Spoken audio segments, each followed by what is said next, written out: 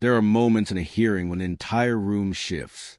Not because someone raised their voice, not because a dramatic document was produced, but because someone asked exactly the right question at exactly the right time, and the person across the table had no room left to avoid it. This was one of those moments. And what made it different from every other exchange in that room was not the question itself. It was what came after. Because the official sitting across from Rubio did something that officials in that position almost never do. They admitted it. Most congressional hearings follow a predictable rhythm. A member of Congress asks a question. The official being questioned responds with something that sounds like an answer but contains no actual information. The member follows up. The official elaborates in the direction of more words and less substance. Time expires. The next member takes their turn. The system is designed to produce the appearance of accountability without the reality of it. The official goes home having said nothing that can be used against them. The member of Congress goes home having produced a clip that demonstrates they asked tough questions. And the actual truth, whatever it is, remains exactly where it was before the hearing started. Rubio knows this rhythm. He has sat in enough of those rooms to understand exactly how the game is played, and what he does differently is refuse to play it. He does not ask questions designed to produce clips. He asks questions designed to produce answers. And when the answer doesn't come, he keeps asking in slightly different forms from slightly different angles until the space available for evasion runs out. That is what happened here. The exchange started calmly. A policy question. A response that gestured toward an answer without providing one. A follow-up that tightened the frame. Another response that tried to widen it again. And then Rubio asked the question directly, not a version of it, not a softer framing designed to make the official comfortable enough to volunteer information. The question itself, stated plainly, with no escape route built into the phrasing. The room went quiet, because everyone in that room understood what had just happened. The official had been maneuvering for several minutes, and the maneuvering had run out of road. The question was specific enough that a non-answer would be visible to everyone watching. A deflection would be obvious. A pivot to a different subject would be exposed immediately. The only options left were silence or truth, and the official chose truth. What was admitted in that moment matters on two levels.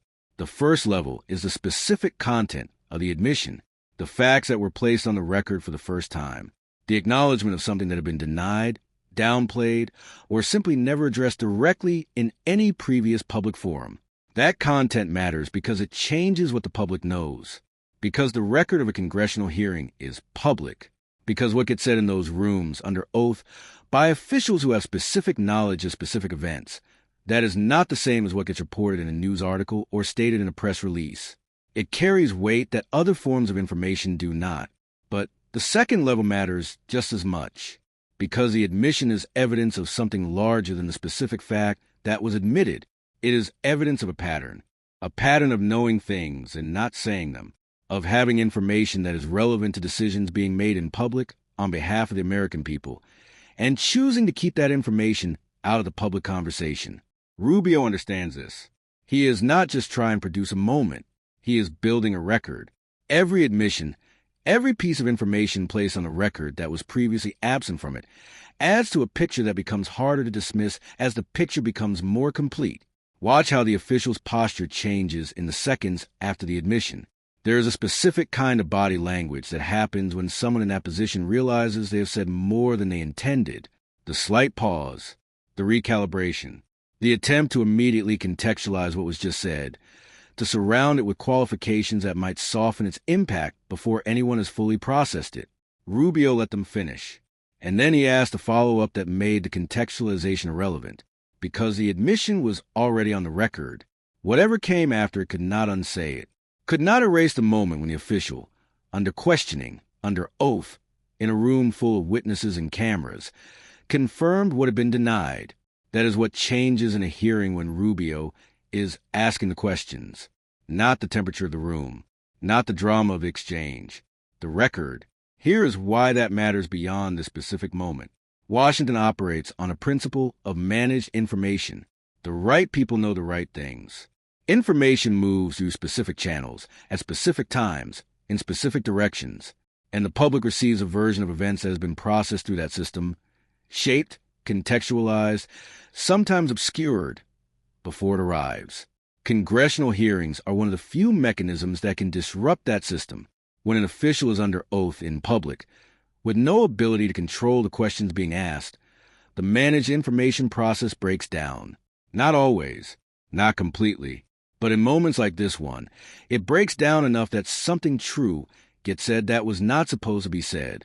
Rubio goes into those rooms specifically looking for those moments. He is not interested in the performance of accountability.